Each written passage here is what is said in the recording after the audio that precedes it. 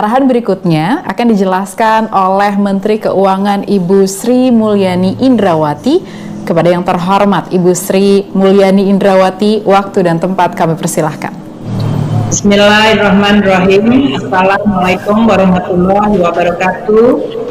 Selamat siang, salam sejahtera untuk kita semua. Om Swastiastu, Namo Buddhaya, salam kebajikan.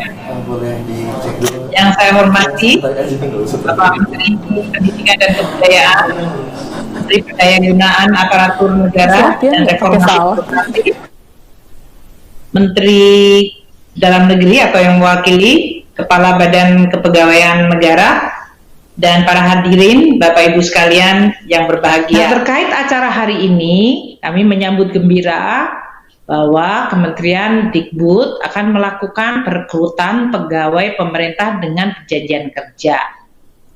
Tentu ini sudah dilakukan dengan suatu perhitungan yang matang dan program yang tadi telah dijelaskan oleh Mas Menteri mengenai mekanismenya. Jumlah guru non-PNS sekarang ini adalah sebesar 1,6 juta orang. Jadi kalau seandainya rekrutmen hari ini bisa terjadi, tentu bisa mengurangi atau dalam hal ini akan mengalihkan status dari yang non-PNS menjadi P3K. Karena memang tadi seperti yang disampaikan oleh para guru honorer tadi, gaji dan tunjangan dari status non-PNS atau honorer menjadi guru yang statusnya ASN atau P3K memang berbeda. Kami tentu terus berusaha untuk mendukung langkah-langkah perbaikan kesejahteraan guru dengan tetap menjaga tadi kualitas dari para guru tersebut. Jadi kami senang bahwa dalam hal ini akan dilakukan rekrutmen melalui ujian. Dan kita berharap juga para guru bisa mempersiapkan, dan tadi seluruh anggaran untuk rekrutmen dibiayai oleh anggaran APBN kita. Kalau kita lihat untuk tahun 2021 ini telah dicadangkan 1,46 triliun untuk gaji ASN pusat maupun yang baru. Jadi ini artinya nanti kalau para guru honorer yang sudah diterima dan menjadi guru P3K, maka mereka akan mendapatkan gaji sebagai ASN dan tunjangan kinerja dan sejenisnya untuk guru, termasuk yang dalam hal ini sebesar 4.060.490 bagi guru yang menikah dan memiliki 2 anak dari sisi total tunjangan kinerjanya. Ini adalah anggaran yang sudah disediakan dalam bentuk APBN pusat maupun APBD. 1,46 juta untuk ASN pusat dan 1,46 triliun rupiah untuk gaji ASN pusat yang akan direkrut dan 24,92 triliun untuk ASN daerah yang akan masuk menjadi PNS dan ASN.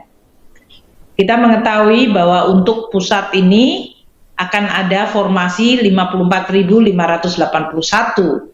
baik yang untuk CPNS 27.291 dan untuk yang P3K sebesar 27.290.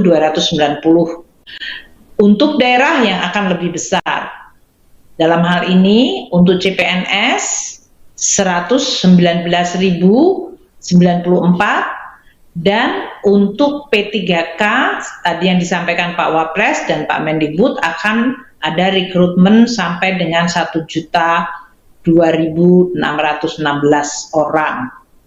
Tentu kita berharap para guru yang tadi 1,6 juta yang statusnya sekarang honorer akan bisa melakukan persiapan sehingga bisa diterima dengan kualitas sesuai dengan ujian yang akan ditetapkan.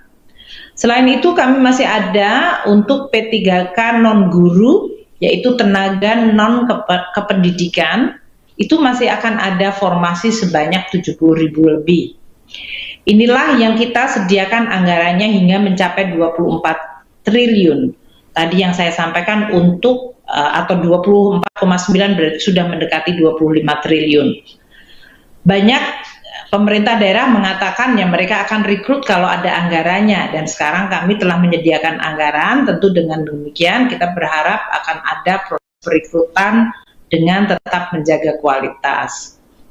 Alokasi anggaran untuk pembayaran gaji tunjangan yang melekat pada gaji untuk tahun anggaran 2021 ini akan mencapai sebesar 58,8 triliun. Nah, mekanismenya tentu saja dalam hal ini sesudah formasi guru tadi ditetapkan di masing-masing kabupaten, kota, daerah.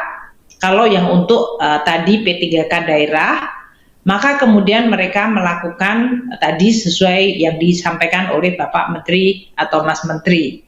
Nanti kalau sudah ditetapkan pengangkatan P3K-nya oleh pemerintah daerah dan registrasinya di Badan Kepegawaian Nasional, sesuai dengan hasil seleksi yang tadi diselenggarakan oleh Kemendikbud dengan Kementerian Pan-RB, maka pembayaran gajinya akan menggunakan jalur APBD, di mana kami akan melakukan transfer melalui transfer umum. Dan penyaluran DAU setiap bulannya dilakukan sesudah pemerintah daerah menyampaikan realisasi belanja pegawainya.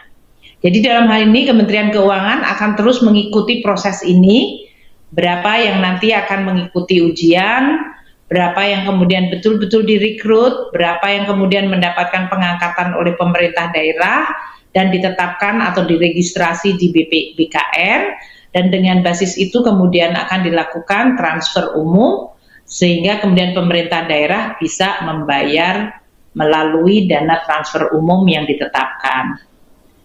Kami sangat menyadari bahwa kualitas guru adalah sangat-sangat penting dalam meningkatkan kualitas pendidikan dan sangat mendukung apa yang disampaikan dan merupakan tekad dari Kementerian Pendidikan Kebudayaan untuk terus melakukan reformasi kegiatan pendidikan di Indonesia agar makin meningkat kualitasnya. Saya selalu teringat bahwa teachers affect eternity, no one can tell where their influence stop. Artinya pengaruh guru itu hampir selamanya dan nggak pernah bisa diketahui kapan berhentinya. Banyak kalau Bapak dan Ibu sekalian dengar orang yang sukses nanti mengatakan saya teringat kepada guru saya yang inspiratif, dan itu selalu diingat sampai sepanjang hayatnya. Jadi profesi guru adalah profesi yang luar biasa penting. Saya berharap langkah-langkah ini akan bisa memberikan tidak hanya sekedar harapan, tapi juga tekad dari seluruh para tenaga pendidik, para guru, untuk terus mencintai, berdedikasi, dan memberikan yang terbaik untuk para siswanya. Demikian yang bisa saya sampaikan. Terima kasih. Wassalamualaikum warahmatullahi wabarakatuh.